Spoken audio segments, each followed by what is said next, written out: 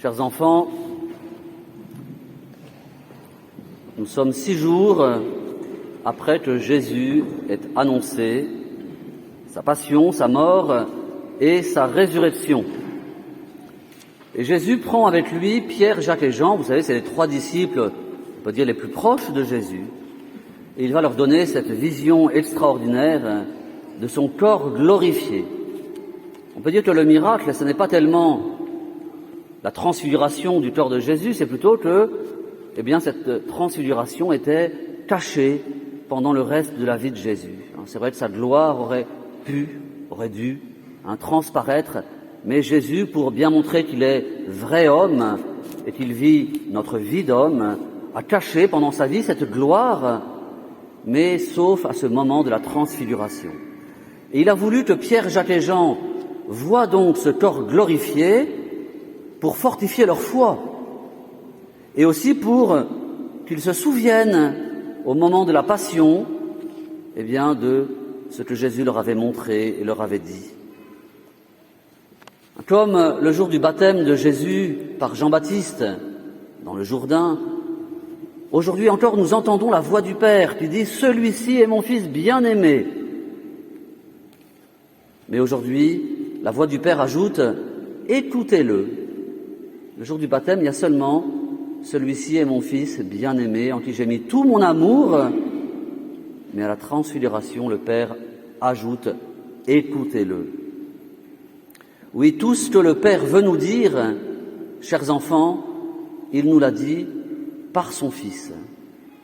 Nous pouvons dire que la révélation, c'est-à-dire le fait que Dieu se fasse connaître à l'homme, à nous, la révélation nous est donnée tout entière en Jésus. Ça a été préparé dans l'Ancien Testament, mais ça a été donné tout entière, cette révélation, en Jésus. Dieu nous a tout dit, en Jésus, par Jésus. Formidable.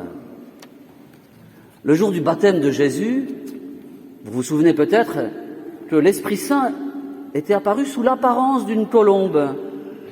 Il montrait que Jésus venait apporter la paix au monde. Aujourd'hui, il n'y a pas la colombe, mais l'Esprit Saint apparaît dans cette nuée lumineuse. On le voit déjà dans l'Ancien Testament. Cette nuée lumineuse représente l'Esprit de Dieu, l'Esprit Saint. Non seulement le Père et le Saint-Esprit témoignent aujourd'hui en faveur de Jésus, pour que nous ayons foi en Jésus, mais il y a aussi en plus Moïse et Élie. Vous connaissez certainement évidemment un peu l'Ancien Testament et les 2 grandes figures de Moïse, les plus importantes avec Abraham et Élie. C'est la loi, Moïse, et les prophètes, Élie. On peut dire que voilà, Dieu veut nous faire comprendre que tout ce qui a été justement annoncé et préparé dans l'Ancien Testament, c'est Jésus qui l'accomplit.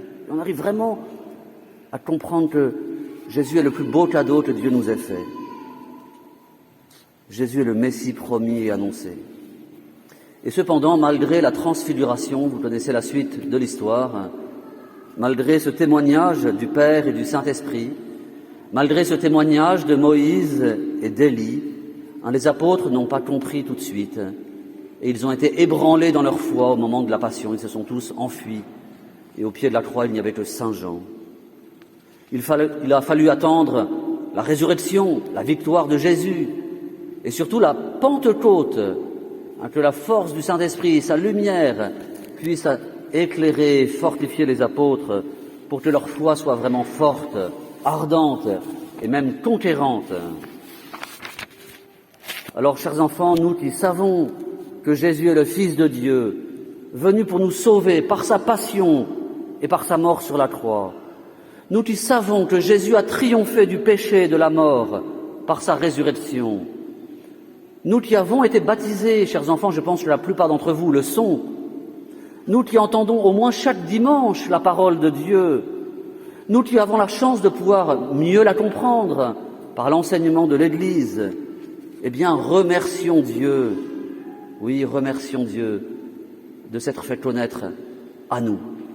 Et demandons-lui d'aimer sa parole. Demandons-lui de l'écouter avec attention. Demandons-lui d'essayer de la mettre en pratique.